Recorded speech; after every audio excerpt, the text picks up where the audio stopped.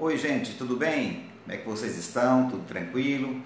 Enfim, hoje nós iremos trabalhar uma temática muito interessante na aula de Sociologia. Aqui, professor Jussival, nós iremos trabalhar agora em Sociologia um conteúdo chamado Tecnologia, Trabalho e Mudanças Sociais. Bem, o autor do nosso livro didático, do qual nós estamos trabalhando, ele trabalha a tecnologia, o trabalho e as mudanças sociais e diz que no ponto introdutório, o próprio título desse capítulo que nós vamos ver agora, ele fala por si. Veja bem, o que ele está querendo dizer falar por si? É que existe a tecnologia aliada ao trabalho e que vai provocar mudanças, né? O trabalho já existe desde quando o mundo é mundo. Óbvio que eu já falei isso para vocês, inclusive na aula anterior, né? A tecnologia, ela vem para melhorar a vida do ser humano e ela provoca mudanças. E essas mudanças, elas vão desembocar na sociedade, tá bom? Então vamos analisar essas mudanças que acontecem, essas transformações tecnológicas na sociedade. Então, como ponto de introdução aí, né, no item 1, as tecnologias que transformam as sociedades.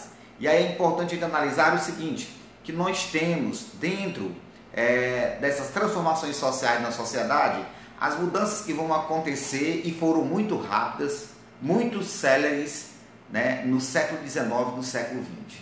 A partir do ano 1900 até o ano 2000, nós vamos ter mudanças muito rápidas, né? Rápidas demais. E nós vamos ter também, a partir do ano 1800 até o ano 1900, mudanças rápidas demais. Então, os anos que estão aí no século XIX e no século XX são 200 anos de muita transformação e de muita invenção. Vamos lá, por exemplo, para a primeira grande invenção do ser humano, a primeira grande descoberta, a primeira grande sacada do ser humano que faz com que haja umas transformações sociais interessantes na vida humana. Que seria o quê? A descoberta, o domínio da luz elétrica, a descoberta da eletricidade. Você imagina que até o ano de 1863 não existia a energia elétrica. O homem não tinha o domínio. Gente, até a metade do ano do século XIX, ninguém tinha o domínio da luz elétrica, né? Para trás, como ele convivia antes disso, como ele convivia antes da descoberta da energia elétrica. Mas aí quando o homem domina, né, a corrente elétrica, quando o homem domina os impulsos elétricos, o que vai acontecer? Mudanças substanciais na vida humana, sobretudo na segunda fase da Revolução Industrial que está acontecendo na Inglaterra, está acontecendo em parte da Europa Ocidental neste período, né? A luz elétrica agora vai fazer com que haja transformações substanciais na vida humana. O homem agora deixa de ter o dia somente para trabalhar, mas também parte da noite, porque também tem agora energia elétrica. Olha que transformação interessante. Nós vamos ter também a criação aí, já no começo do século XX, né? Final do século XIX para o começo do século XX, os irmãos Lumière, eles vão criar e descobrir o cinema. Nós vamos ter também, né, os norte-americanos que querem patentear, querem dizer que descobriram, né, inventaram um avião, mas na verdade Santos Dumont, que é o nosso brasileiro, no começo do século XX, vai dominar a tecnologia e vai fazer voar o 14 bis, que é o primeiro protótipo de avião que vai voar no mundo, né? E nós vamos ter também, gente, Alexander Graham Bell, um cara também que vai criar os impulsos telefônicos através da voz. Então, no final do século XIX, lá pelos anos de 1890, nós já vamos ter também, né, o telefone chegando para incrementar essas mudanças sociais. Então vejam como o mundo consegue rapidamente, em pouco tempo, receber e encontrar e descobrir tantas maravilhas, como a energia elétrica, como o cinema, como o avião. Imagina agora um objeto voando, né? E como o telefone. Então tudo isso faz com que nesse momento os seres humanos começam a perceber que as coisas estão muito rapidamente mudando e mudando de forma para o progresso, né? Não tem como. Então a tecnologia que surge a partir dessas descobertas, ela é resultado do puro exercício da ciência. Gente, a ciência, ela pega de forma empírica, ela vai fazendo as experiências, e das experiências resulta esse conhecimento, resulta essas descobertas, tá bom? Então vejam bem, nós temos aí, no período da Revolução Industrial, que começa a partir de 1760, que é a primeira fase, nós vamos ter aí a máquina a vapor, né? Mas a partir de 1860 vamos ter já a segunda fase, o incremento da química e da energia elétrica chegando. E hoje nós vivemos a terceira fase da Revolução Industrial, que é justamente a Revolução Tecnológica. Tudo resultado das descobertas dos seres humanos, tá bom? Então vejam bem, é necessário também compreender, em cima do que nós estamos falando da tecnologia, analisar também a questão do trabalho, a força do trabalho. Quem é quem gera riqueza? É o trabalho. E quem é quem trabalha? São os operários. Então, na organização do trabalho do século XX, portanto, o ano de 1900 até o ano 2000, nós vamos ter aí muitas coisas acontecendo. Primeiro, é necessário nós analisarmos 3 aspectos interessantíssimos, né, da própria indústria em si. Primeiro, vamos entender o que seria o Fordismo na indústria. O que é isso? É um cara chamado Henry Ford, né? Ele vai simplesmente dizer que para poder ter a melhor produtividade é necessário haver etapas no processo de produção, né? Por exemplo, ele vai até colocar como exemplo um carro. Um carro, quando está na linha de montagem, só um cara coloca os parafusos, só o outro que coloca a porta, só o outro que coloca os pneus, e assim ele vai passando pelaquela etapa na linha de montagem, certo? Isso aí é que nós chamamos de divisão da mão de obra dentro da própria indústria. Isso é chamado de Fordismo. Para quê? Para que isso desse um incremento melhor na própria produtividade. Bem, nós vamos ter também um cara chamado Robert Taylor. Ele vai dizer o seguinte, que para melhorar a produtividade não é somente a etapa que é importante. Ele vai dizer também que vai ter que ter o uso racional do tempo na indústria. O que é isso? Você precisa usar o seu tempo racional, muito rápido, para você produzir mais rápido ainda. Ou seja, é como se tivesse assim um grupo de supervisores observando o operariado trabalhando e dizendo, você não pode perder tempo com determinadas coisas, você não pode se distrair, você tem que produzir. Aí ele vai fundar, né, e vai colocar o Taylorismo, que é a questão do uso do tempo na indústria. Quanto mais tempo você usar com produtividade, mais você aumenta a produção, né? E depois nós vamos ter também, lá os japoneses vão inventar também o Toyotismo, né?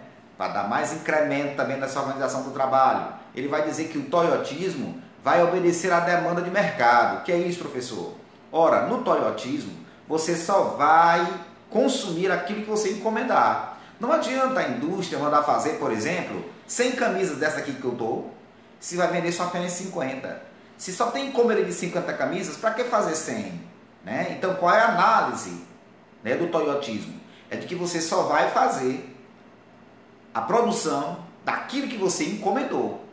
Porque o que você não encomendou e vai ficar, não, hipoteticamente eu posso vender ou não, pode gerar prejuízo. Então vejam como eles analisaram direitinho e como fizeram tudo isso para poder organizar o trabalho aí no século XX, né? Bem, vamos ver lá, vamos passar aqui o nosso próximo slide. Bem, nós vamos ter também a questão da flexibilização e a sociedade. As negociações entre capital, trabalho e Estado, né? Vejam bem, o capital é o dinheiro, o trabalho é a força motriz, né? Que são os operários. E o Estado é todo aquele ente que gere, todo aquele ente que gerencia, né? Tanto o dinheiro quanto o trabalho, né? O capital e o trabalho. Então, dentro desse aspecto aí, o Estado vai ter que garantir uma logística que visa o transporte, o abastecimento de tudo que é produzido, né? Vejam que o Estado é que tem que garantir a logística de quê? Estrada para escoar a produção, ele tem que garantir um porto para poder garantir o transporte. Tudo isso aí são logística, eles chamam de logística, tá bom? E aí também, dentro desse aspecto além do trabalho, nós vamos analisar também que hoje, né, nós temos dentro de uma linha de produção aquilo que nós chamamos de flexibilidade. O que é ser flexível? Nada mais nada menos do que você estar lhe dando possibilidade de fabricar diversas mercadorias, né? Às vezes uma empresa que só quer, por exemplo, numa linha de montagem de carro, ele não pode apenas montar um tipo de carro, ele pode montar vários tipos de carro. Ele pode colocar um carro popular, um carro mais de luxo, um carro meio, né? Enfim, tudo isso aí é que nós chamamos de flexibilidade. Então, dentro da linha de produção é necessário ter essa flexibilização. Isso vai gerar também o que nós chamamos de o trabalhador ultra flexível. Ou seja, aquele cara que está ali para fazer o que mandar. Por exemplo, um exemplo bem claro é um bancário. Pode observar, quando você vai até um banco, você vai pagar uma conta, vai falar com o seu gerente, observe. Ele levanta para poder imprimir um documento. É ele que pega o papel que está não sei aonde. Depois ele coloca na impressora. Aí ele volta e assina. Depois leva para carimbar. Tudo isso agora, um bancário só faz. Outrora não era assim. Antigamente, tinha só uma pessoa para imprimir papel, o outro só para poder ajeitar o negócio das impressoras. Era assim. Hoje, quando o mercado de trabalho visa a produção cada vez mais enxuta, eles estão utilizando o trabalhador para fazer muitas coisas ao mesmo tempo. É o que nós chamamos de trabalhador ultra flexível, tá bom? Bem, diante disso também, nós vamos ter também leis que vão dar garantias, né, do trabalhador. Por exemplo, essa história do trabalhador ser trabalhador ultra flexível, nós vamos ter, por exemplo, já algumas modalidades de trabalho que nós vamos ter aí. Por exemplo, trabalhador que está submetendo a trabalhar de carteira assinada, mas outros que não. Outros trabalham por hora trabalhada. Na Europa, por exemplo, já é assim. Na Europa você pode trabalhar por hora trabalhada e você recebe por hora trabalhada, né? Sem ter nenhum tipo de vínculo, nenhum tipo de carteira assinada. E essas novidades estão vindo para o Brasil também, viu, gente? E por falar em Brasil, vamos analisar como é que está o trabalho no Brasil. As leis trabalhistas, já de 1930 para cá, com Getúlio Vargas, que foi nosso presidente, ele vai garantir os direitos dos trabalhadores do Brasil, né? Mas atualmente está sofrendo algumas mudanças, né? Desde o ano passado, que está sendo colocado no Congresso Nacional, deputados e senadores estão discutindo, né? Houve também, já uns 2, 3 anos atrás, uma mudança também com o governo Michel Temer, também nessa lei, né, da geração de emprego. Ele falou agora do Estatuto do Trabalhador e mudando as leis do trabalho, né? E aí eles estão gerando muitas mudanças, dentre elas a terceirização da mão de obra, do trabalho. O que é isso, professor? Ora, veja bem, a terceirização nada mais do que você, o Estado, por exemplo, pode contratar uma empresa para contratar mão de obra, para se desvincular da obrigatoriedade de fazer concurso público, né, e garantir, por exemplo, futuros direitos para os trabalhadores. Certo? Então eles estão fazendo isso, eles estão terceirizando a mão de obra. E aí percebam que geralmente essas empresas terceirizadas, ela contrata as pessoas para trabalhar e as pessoas vão trabalhar nos órgãos do Estado. Isso é muito comum no estado do Maranhão, do estado do Piauí e em vários estados do Brasil. E geralmente essas pessoas que estão ligadas a essa terceirização, geralmente são pessoas que estão contratadas pela empresa e essa empresa tem alguma ligação com o político, né? Com aquele político, o cara que exerce a política e está ali tomando de conta daquela empresa. Geralmente é assim, certo? Bem, e aí o que está acontecendo? É o novo perfil do trabalhador no Brasil e no mundo. Nenhuma empresa mais, gente, quer um trabalhador que faça apenas uma coisa só. Eles não querem mais uma pessoa que faça uma coisa só. Eles querem agora, sabe o quê? Que cada vez mais o trabalhador faça diversas coisas. Aqui que chamam de polivalência no trabalho. Um agente de portaria, quando vai ser contratado para ser terceirizado e vai para uma escola, ele tem que saber um pouco de eletricidade, ele tem que saber um pouco da própria segurança, ele tem que saber um pouco das relações humanas, como se dá com o tratamento com as pessoas, ele tem que saber um pouco de... manjar um pouco de ser bombeiro hidráulico para poder ajeitar algum encanamento que entope ou que estoura um cano qualquer. Ou seja, eles aproveitam essa pessoa que tem uma gama de conhecimento a mais e geralmente esses que são os contratados. Por quê? Porque o cara pode fazer diversos trabalhos ao mesmo tempo. É o que nós chamamos de um novo perfil do trabalhador, o perfil polivalente, tá bom? E para encerrar, nós vamos ter aqui como quinto ponto, a tecnologia da informação e a comunicação. Hoje, nós estamos vivendo, com esse momento de pandemia, as novas modalidades de trabalho. o que está muito agora em moda é o teletrabalho, o trabalho remoto, dito home office. Quem diria que essas mudanças viessem tão rápidas assim? Quem diria que fosse necessário um vírus para fazer com que a gente tivesse agora, nesse momento, trabalhando de casa para poder mandar conteúdo para vocês, que também estão em casa, outros que já retornaram ao trabalho, mas que, de certa forma, o teletrabalho, que poderia ser utilizado só daqui a algum tempo, agora não, está cada vez mais rotineiro, né? O trabalho remoto, o dito home office, você em casa, pode dar uma produtividade muito maior. E é mesmo. Está havendo comprovações, inclusive no mundo judiciário, de que hoje em dia nunca tantos promotores e juízes produziram tanto de suas casas, despachando processos, como se ele estivesse no próprio escritório dele, ou se estivesse lá no próprio tribunal onde ele trabalha. Por quê? Porque em casa é mais cômodo, ele pode tomar uma água, ele pode levantar para poder tomar um café, ele pode dormir 10, 15 minutos, depois ele volta de novo. Então, e aí ele tem uma demanda reprimida, problemas a serem resolvidos, e ele resolve muito rapidamente. Por quê? Porque o comodismo de casa vai gerar para ele uma certa tranquilidade. E não é só para ele não, é para todos que trabalham em casa, certo? E por último, gente, o trabalho do meio rural, suas mudanças e suas permanências.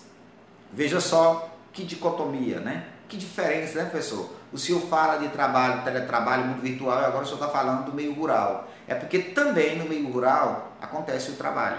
E no meio rural acontecem muitas mudanças e também acontecem muitas permanências. Por exemplo, as mudanças. Hoje nós temos as máquinas tomando de conta do mundo rural. Outrora, se eu precisava de 100 homens para poder capinar, plantar ou até mesmo cortar cana, hoje eu posso colocar 3 ou 4 máquinas que dão o mesmo resultado do que 100 homens trabalhando. Então vejam só, a tecnologia nesse caso aí, ela não está ajudando, ela está atrapalhando. Ela pode fornecer muita coisa boa para o dono do capital, do dinheiro, mas para o trabalhador está tirando a mão de obra de muitos trabalhadores. Mas por outro lado também, gente, nós temos algumas permanências. Nós temos permanências no mundo rural que jamais vai ser trocado. Como, por exemplo, as permanências do homem do campo, de como plantar, onde plantar, que estação plantar, rotatividade de cultura. Tudo isso são ainda coisas bem rústicas, deixado lá na época da Idade Média e que não vai mudar tão cedo, tá bom, gente? Então, esse é o nosso conteúdo de hoje. Tecnologia, trabalho e mudanças sociais. E veja que as coisas mudaram e mudaram muito rápido e a tendência é mudar mais rapidamente ainda, viu? Muito obrigado, valeu e até a próxima oportunidade, onde nós nos encontraremos para um novo conteúdo, tá bom, gente? Um abraço.